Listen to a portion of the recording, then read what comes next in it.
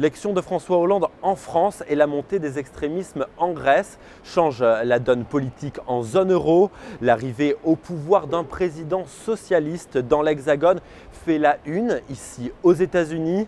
Les Français de Wall Street regardent bien évidemment avec beaucoup d'attention leurs nouveaux dirigeants et s'interrogent sur l'avenir de la Grèce.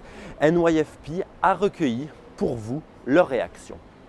Je crois que les investisseurs internationaux et locaux ont retenu de l'élection de François Hollande cette promesse de relancer la croissance, ou en tout cas d'œuvrer dans le sens de la croissance.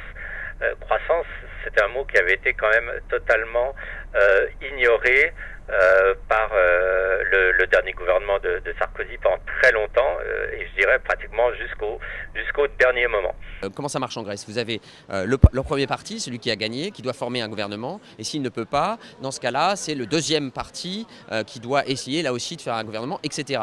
Et le problème, c'est qu'au bout de 2 ou 3 partis, si on n'a pas de coalition possible, l'issue, c'est une nouvelle élection. Et je pense que tout le monde se fait à cette idée qu'on aura une nouvelle élection. Ça fait que reporter le problème plus tard, puisque de toute façon, le vrai enjeu maintenant pour la Grèce, c'est l'acceptation à la fois sociale, bon ça on sait qu'elle n'est pas là, mais maintenant politique, des réformes qui sont exigées par les bailleurs de fonds internationaux. Côté américain, l'élection française semble être une difficulté de plus pour l'Europe. La remise en cause du consensus rigoriste porté jusqu'à présent par l'Allemagne pourrait, selon eux, accélérer l'ampleur de la récession sur le vieux continent, voire encourager l'implosion de la zone euro.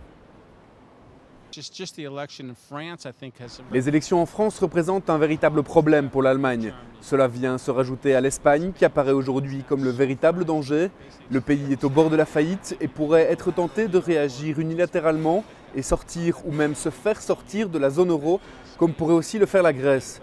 Et si jamais ça marche pour la Grèce toute seule, pourquoi est-ce que ça ne pourrait pas marcher pour l'Espagne ?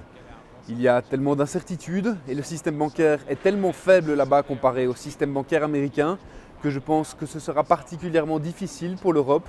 Et dès cet été, ils vont sûrement rentrer en récession. Reste à savoir dans quelle mesure.